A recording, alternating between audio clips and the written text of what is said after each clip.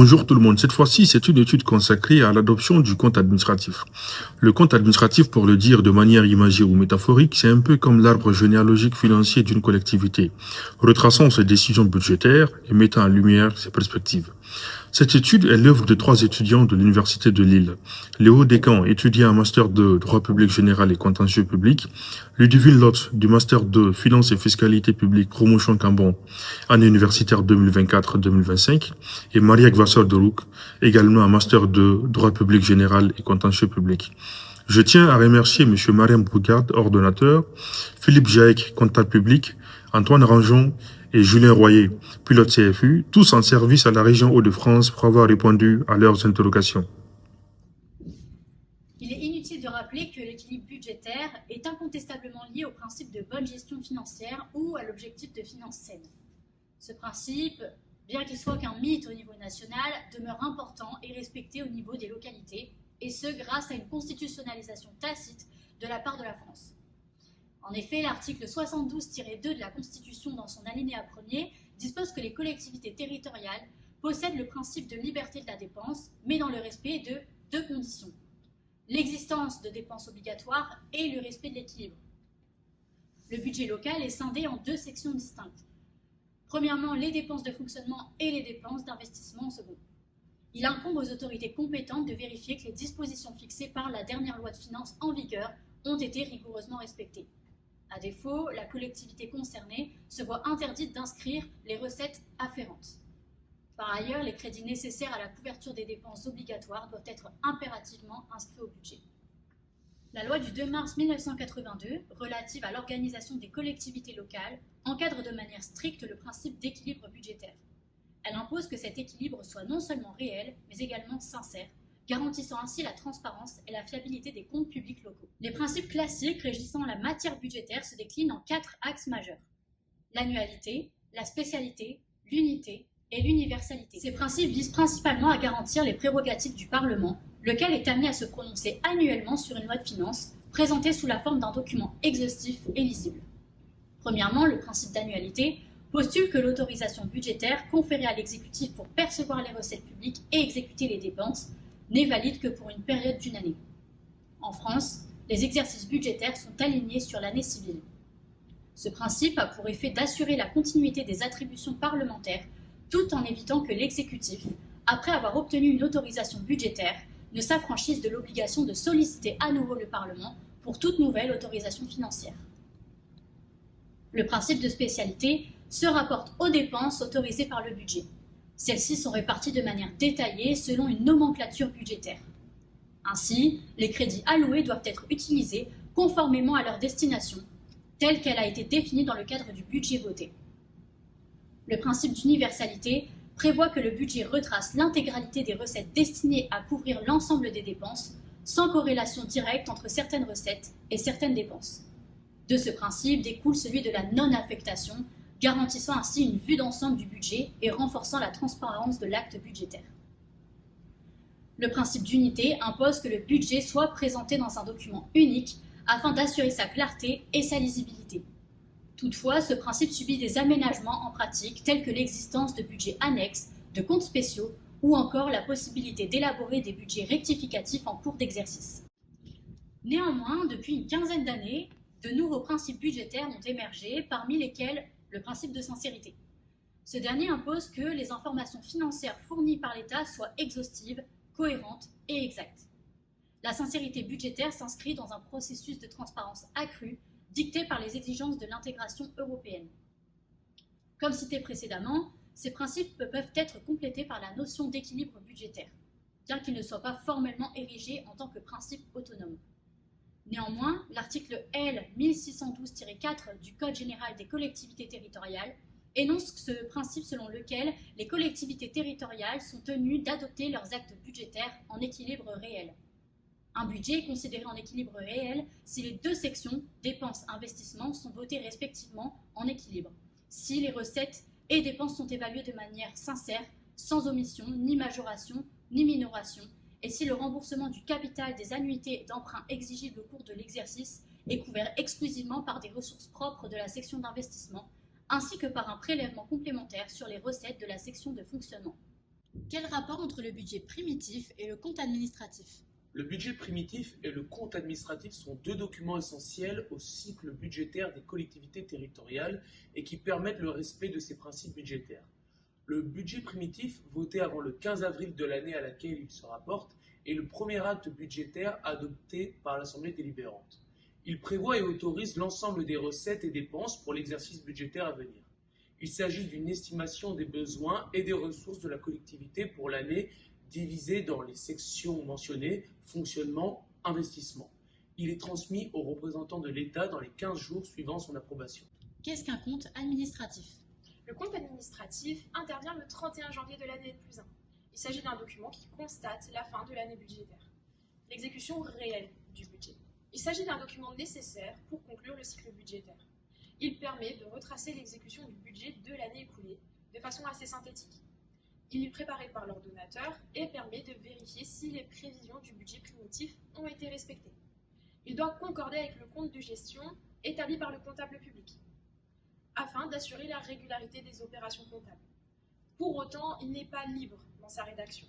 Ce document possède une forme qui lui est propre, une maquette officielle, un bilan de l'ensemble des recettes, que l'on appelle titres, les dépenses appelées mandats, réalisées par la collectivité, et cela pour chaque section, c'est-à-dire les dépenses et recettes de fonctionnement et les dépenses et recettes d'investissement. Ainsi, il s'agit d'un document qui est étroitement lié, car le budget primitif représente une projection de ses recettes et de ses dépenses, tandis que le compte administratif, lui, vérifie leur réalisation effective, permettant ainsi d'évaluer la gestion financière de l'entité locale sur l'année écoulée. Le compte administratif fait l'objet de comparaison avec les prévisions initiales du budget primitif. D'où vient le compte administratif? Le compte administratif est né de la loi du 2 mars 1982, l'acte 1 de la décentralisation. En son article 9, le législateur a instauré le compte administratif dans une forme presque identique à celle que l'on connaît aujourd'hui. En effet, lors de son apparition dans le droit français, le compte administratif devait d'abord être présenté à la date limite du 30 septembre, qui sera très rapidement remplacée par l'échéance du 30 juin de l'année N+1, encore en vigueur aujourd'hui via la loi d'orientation du 6 février 1992. Son évolution législative demeure peu importante, seulement quelques évolutions avec la loi du 21 février 1996 relative à la partie législative du CGCT apportent quelques précisions quant à sa nomenclature ou sur quelques étapes de sa procédure comme le vote ou lors de la phase de transmission.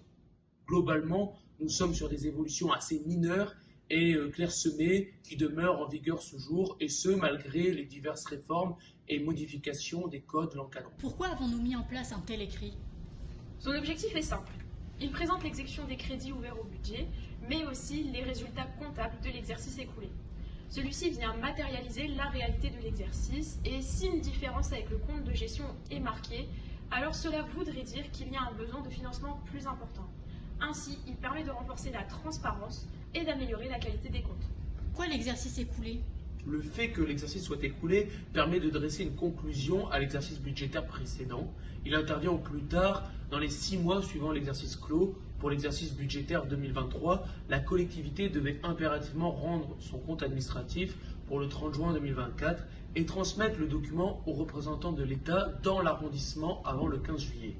S'il y a non-transmission, alors ce même représentant devra saisir la Chambre régionale des comptes la plus proche du budget.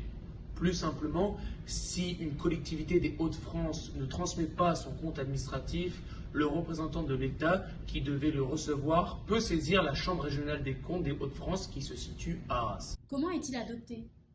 Le compte administratif est voté par une assemblée délibérante. Il est arrêté et considéré comme accepté que si une majorité de voix ne s'est pas dégagée contre son adoption. En cas de rejet, le représentant de l'État doit saisir immédiatement la Chambre régionale des comptes, laquelle rend un avis dans un délai d'un mois, conformément à l'article L. 1612-12 du CGCT. La saisine de la Chambre régionale des comptes a pour effet de dessaisir l'Assemblée de ses pouvoirs budgétaires dans les conditions fixées par l'article L. 1612-14 du CGCT. Attention tout de même, un point est à préciser. Ce document est transmis par l'ordonnateur, mais il ne peut participer à ce vote ni par procuration, ni être présent tout simplement. Pourquoi cette interdiction? tout simplement pour garantir le principe de neutralité du vote. La loi et la jurisprudence sont venues préciser ces points, pour plusieurs raisons. D'abord, concernant la loi, l'article L 2121-14 du CGCT vient rappeler que dès lors que le compte administratif, par exemple du maire, est débattu, celui-ci doit se retirer du conseil municipal. Il doit élire son président qui viendra prendre la place du maire. Quant aux précisions apportées par la jurisprudence, ce sont également des contentieux portant sur les maires qui sont venus solutionner au cœur. Le juge vient ainsi affirmer que les maires, qui sont aussi ordonnateurs, doivent se retirer du vote. Sinon, le compte administratif sera réputé nul de la délibération d'approbation. Le Conseil d'État est venu se prononcer dès 1928 avec l'arrêt Donadé et 1931 avec l'arrêt Leclerc et Lepage. Ces dispositions visent également les départements, les établissements publics de coopération intercommunale, mais aussi les établissements publics locaux. Les présidents de ces établissements possédant le rôle d'ordonnateur doivent se retirer du vote. Plus largement, tout membre d'une assemblée délibérante empêché ou absente de la possibilité de donner son pouvoir à l'ordonnateur lors du vote du compte administratif. Ceci est régi également par le Code général des collectivités territoriales à l'article L 2121-14. Pour dire plus simplement, même si un membre ne peut pas voter, il demeure impossible pour l'ordonnateur, maire ou président, de voter à sa place, sous peine de nullité. Enfin, après le vote du compte administratif, la reprise des résultats est obligatoire. Ces derniers doivent être reportés et affectés afin d'avoir un maximum de précision sur les décisions budgétaires, et ce, suivant le vote, tout en tout état de cause avant la clôture de l'exercice suivant, conformément à l'article 2311-5 du Code général des collectivités territoriales. Comment être sûr du respect du principe de neutralité? Tout simplement car une délibération spécifique à annexer est nécessaire pour la transmission du compte administratif aux représentants de l'État de l'arrondissement. Cette délibération spécifique comprend le nom du président élu par l'Assemblée délibérante, le nombre de membres présents, le retrait de l'ordonnateur au moment du vote, mais aussi le nombre de suffrages exprimés avec une précision sur le nombre de voix allant contre le compte administratif et les voix pour le compte administratif. Cette délibération, comme le compte administratif, doivent être impérativement signées par le président de séance. Quel rôle politique pour le compte administratif? C'est ce qu'on peut vraiment dire, du coup, finalement, que le compte administratif a une dimension politique? C'est toujours le moment d'un débat, quand même. Qu'on le veuille ou non, c'est pas que c'est essentiellement technique, financier, budgétaire, mais forcément, les élus, ça amène un débat politique au sens large, ce qui n'est pas scandaleux. Le conseil municipal, c'est le lieu des délibérations, du débat, des discussions. Donc oui, c'est souvent l'occasion de revenir sur des décisions de l'année antérieure, sur leur exécution, des choix qui n'ont pas été approuvés forcément par l'opposition, et encore pas toujours. Oui, ça revient forcément, c'est inévitable, et c'est sain, je veux dire. C'est sain qu'on puisse ne pas se contenter d'une validation technique et budgétaire d'un document comptable. C'est beaucoup plus que ça, quoi. C'est forcément un moment d'échange. Que se passe-t-il si le compte administratif n'est pas adopté dans les délais? Si le compte administratif n'est pas voté avant le 30 juin de l'année qui suit la clôture de l'exercice, le préfet a l'obligation de saisir la Chambre régionale des comptes. Cette saisine permet de contrôler la situation financière de la collectivité et de vérifier s'il y a des irrégularités ou des manquements graves dans la gestion. La Chambre régionale des comptes rend ensuite un avis qui peut aller jusqu'à l'établissement d'un budget par cette Chambre si la collectivité n'a pas pu rétablir une situation saine après une procédure contradictoire. Si la Chambre régionale des comptes constate que la collectivité a régularisé la situation, l'affaire est close. Sinon, des mesures correctives peuvent être imposées. Que se passe-t-il en cas de déséquilibre excessif dans le budget d'une collectivité? Lorsqu'une collectivité présente un déséquilibre excessif dans son budget ou dans son compte administratif, c'est-à-dire qu'elle n'est pas en mesure de faire face à ses charges avec ses ressources disponibles, le préfet peut également saisir la Chambre régionale des comptes. Le déséquilibre est jugé excessif si par exemple le budget primitif ne prévoit pas l'équilibre entre les recettes et les dépenses, ou si un déficit est constaté à la clôture des comptes. La Chambre régionale des comptes peut alors recommander ou imposer des mesures de redressement budgétaire comme la révision des dépenses pour les adapter aux recettes réelles, la recherche de nouvelles sources de financement, comme des subventions de l'État, l'imposition d'un plan de désendettement à moyen terme. On peut tolérer un déséquilibre du compte administratif. Cependant, seul le déficit de la section de fonctionnement est autorisé avec un seuil maximal de 5 ou 10%. En pratique, les déséquilibres excessifs peuvent entraîner des sanctions pour la collectivité, notamment l'obligation de réduire ses dépenses de manière drastique ou d'augmenter les impôts locaux pour rétablir l'équilibre. La procédure de contrôle budgétaire est-elle fréquente? La saisine des chambres régionales des comptes n'est pas exceptionnelle. Selon les rapports annuels de la Cour des comptes et les rapports d'activité des CRC, plusieurs dizaines de collectivités sont concernées chaque année par des déséquilibres budgétaires ou par des procédures de contrôle pour non-adoption du compte administratif dans les délais.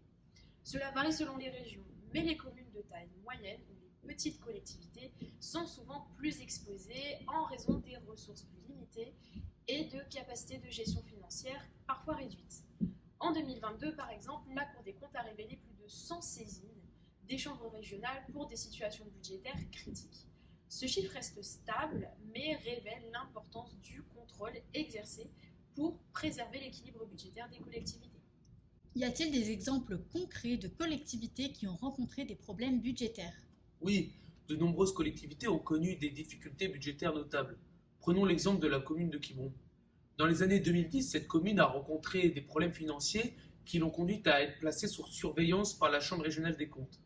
En raison d'un déficit budgétaire important, la Chambre régionale des comptes a émis plusieurs recommandations, dont l'obtention de subventions de l'État pour stabiliser les finances, la mise en place d'un plan de réduction des dépenses, des ajustements sur les projets d'investissement pour prioriser ceux qui étaient essentiels à la collectivité.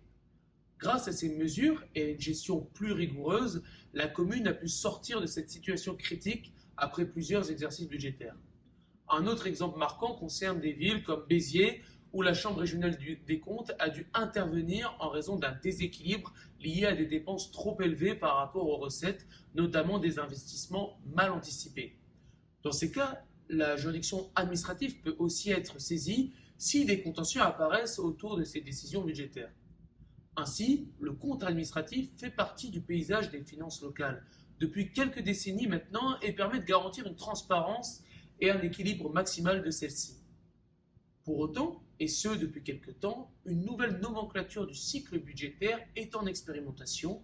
Nous pourrions le voir disparaître dans les années à venir. L'article 242 de la loi de finances pour 2019, modifié par l'article 137 de la loi de finances pour 2021, a permis à certaines collectivités, notamment la région Hauts-de-France, d'expérimenter le compte financier unique, le CFU, pour une période maximale de 3 exercices budgétaires, débutant avec les comptes de l'exercice 2021 et se poursuivant jusqu'à ceux de l'exercice 2023.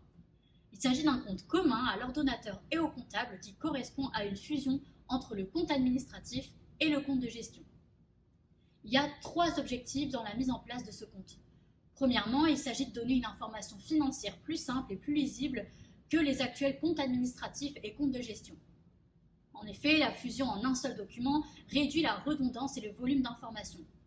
Deuxièmement, il s'agit d'améliorer la qualité des comptes. Le CFU permettrait une information enrichie grâce au rapprochement au sein du même document des données d'exécution budgétaire et des informations patrimoniales, offrant ainsi une meilleure appréciation de la situation financière du budget concerné.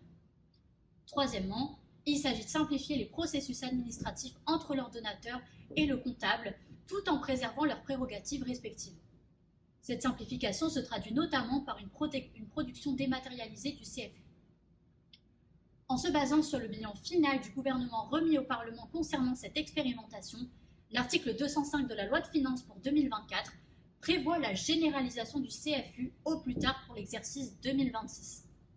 Ce rapport semble indiquer que l'expérimentation a permis d'atteindre les objectifs fixés. Nous sommes allés à la rencontre du comptable public de la région Hauts-de-France afin d'obtenir un témoignage sur la mise en place du CFU dans cette collectivité et un avis de terrain concernant l'atteinte de ces objectifs. Concernant le CFU, nous avons eu l'occasion de voir intervenir M. Marin Bourgade, M. Antoine Rangeon, M. Julien Royer ainsi que M. Philippe Jaec, tous acteurs du CFU au sein de la région. Marin Bourgade, ordonnateur de la région, nous explique que cette mise en place et cette expérimentation du CFU a été un choix offensif pour la région pour 2 raisons. D'abord, la poursuite d'un partenariat historique entre la région et la DGFiP via des conventions de services comptables et financiers et un travail conjoint sur l'élaboration et la tenue des comptes, ainsi que l'amélioration de la qualité comptable. Mais également l'idée d'avoir une transparence et d'une qualité des comptes, tout ce qui concourt à la fiabilité des comptes va dans le bon sens pour la région, car c'est l'ambition politique sur la gestion du budget à la région, transparence, fiabilité et sincérité. La région est à 4,6 milliards de budget avec un volume annuel d'investissement très important sur des compétences clés, notamment en matière de mobilité, d'aménagement durable du territoire, de culture, du lycée et du développement économique. Antoine Rangeon et Julien Royer nous racontent que c'est un projet qui se pose sur 18 mois pour aboutir au livrable du premier CFU sur l'exercice 2023. Le choix était de ne pas subir la réforme, mais d'être plutôt acteurs, un argument qui leur a permis cette mise en place. Ils étaient alors testeurs, voyaient les défauts, et tout ce qui était important pour eux était de faire passer des idées et des améliorations sur les documents comptables utiles et nécessaires pour la fiabilité et la transparence. La mise en place a été faite sur plusieurs mois avec des comités de pilotage très réguliers. Ils ont choisi le mode de projet de sorte à travailler de façon transversale et l'idée étant de sortir du plan hiérarchique. Ils ont alors identifié des groupes de travaux qui ont élaboré chacun des thématiques identifiées et validées pour élaborer le projet. Le vote du premier CFU étant le 22 juin 2023. Concernant le côté plutôt comptable, Philippe Jaec nous raconte que c'est un objectif stratégique aussi. Ils ne sont plus vraiment dans la phase d'expérimentation aujourd'hui, mais plutôt une phase de généralisation, puisque le CFU devra être généralisé au plus tard en 2027. Il y a alors un suivi très rapproché des services centraux, notamment sur les aspects techniques du compte pour l'APERI et ses services. Le plus important, c'est la qualité comptable, élément supplémentaire par rapport à avant, et le CFU s'inscrit dans un cadre vers une évolution, voire même un schéma progressif où le CFU ne serait pas la dernière étape. Concernant le compte de gestion et le compte administratif, qui sont les ancêtres du CFU, et la séparation ordonnateur comptable qui n'existe plus depuis le 1er janvier 2023, avec la mise en place de la responsabilité des gestionnaires publics, la question s'est notamment posée de qui signait ce CFU. Étant une œuvre prétorienne sur cette question, les élus se demandaient s'il fallait la signature de chacun ou juste une signature. La finalité était un compte, une date, une signature. Concernant la mise en place de ce CFU, est-ce une bonne idée? Va-t-il réellement sur une meilleure lisibilité, une meilleure compréhension? Monsieur Julien Royer nous raconte que l'idée première du CFU est de simplifier. L'idée est de se dire que le CFU pourrait être lire par un citoyen lambda et que celui-ci pouvait voir la situation financière précise de la région et il pouvait se fier aux documents. Aujourd'hui, on a un seul document qui est co-rédigé ordonnateur comptable, alors qu'avant nous avions le compte de gestion et le compte administratif. Le CFU, pour 80% des informations dedans, c'est un compte de gestion où on est venu ajouter des données de l'ordonnateur et des annexes comptables. Pour autant, est-ce que le citoyen peut toujours le lire? Non, pas réellement. Ça reste un texte qui est compréhensible que par un professionnel des chiffres, avec une absence de transparence qui est quand même assez totale. Il demeure tout de même intéressant de rappeler que c'est un seul document. On a donc un résultat et un bilan d'éléments de comptable de droit privé qui est plus ouvert pour les finances publiques stricto sensu et on a une ouverture plus importante pour un citoyen qui voudrait le lire. Sur cette question, M. Philippe Jaec rappelle que pour le moment, nous sommes toujours dans une phase d'expérimentation, même si il a vocation à se généraliser. Pour autant, le CFU peut tout de même encore progresser dans la contexture, même pour le rendre encore plus compréhensible et plus lisible en termes d'enjeux, notamment, selon lui, il reste encore peu clair et il reste encore, comme Julien Royer le disait, Un texte intéressant, mais qui reste compréhensible uniquement par un pro des chiffres. Il reste beaucoup d'annexes, même si, selon M. Marin-Bourgade, les annexes les plus importantes ont été supprimées, ce qu'il trouve notamment dommage. Par exemple, le service public ferroviaire régional ou encore les entrées-sorties d'immobilisation qui ont été supprimées. Il y a tout de même quelques gains, notamment une précision, une clarification de la TVA et notamment les services assujettis par la TVA, mais d'un point de vue purement pratique sur la région Hauts-de-France, il est bien dommage de voir le service public ferroviaire régional qui disparaît alors que c'est un enjeu assez clé sur la région. Ça reste un document qui a un cadre national qui devrait pouvoir permettre des adaptations au niveau local afin de justement pallier à ce paradoxe. Malheureusement, c'est un projet national, c'est un cadre national qui reste verrouillé, le logiciel est totalement bloqué et la région remplit simplement les cases. Sur ce point, ils sont tous unanimes, il faudrait, dans la phase d'expérimentation, avoir une maquette qui évolue. Il y a tout de même une meilleure compréhension et il y a tout de même également au plus haut une tentative d'ajouter une souplesse à voir avec l'évolution jusqu'à la fin. Concernant la simplification du processus administratif, le CFU permet un échange plus régulier entre ordonnateurs et comptables. C'est certainement le point le plus positif de cette expérimentation selon nos intervenants. Cela crée de l'interdépendance et permet de mieux comprendre l'action de l'autre, mais aussi ses contraintes. Le CFU crée un circuit informatique entre la pairie et la région pour aboutir à un document unique. Les flux financiers sont échangés entre nos administrations pour aboutir in fine au document. Ce circuit est certes technique, mais pas insurmontable. Il permet notamment de mieux comprendre les contraintes de l'autre. Ça reste un exercice relativement compliqué, mais il reste intéressant selon eux, notamment parce qu'il permet une grosse amélioration avec un rapprochement des données. Pour conclure, le bilan de cette expérimentation, la région est unanime, le CFU est une marque de qualité de gestion financière pour les établissements bancaires, prêteuses notamment car il prête aux entités certifiées. Aujourd'hui, pour la région, le fait d'avoir un format notamment CFU donne une assurance supplémentaire à leur égard et c'est notamment très positif.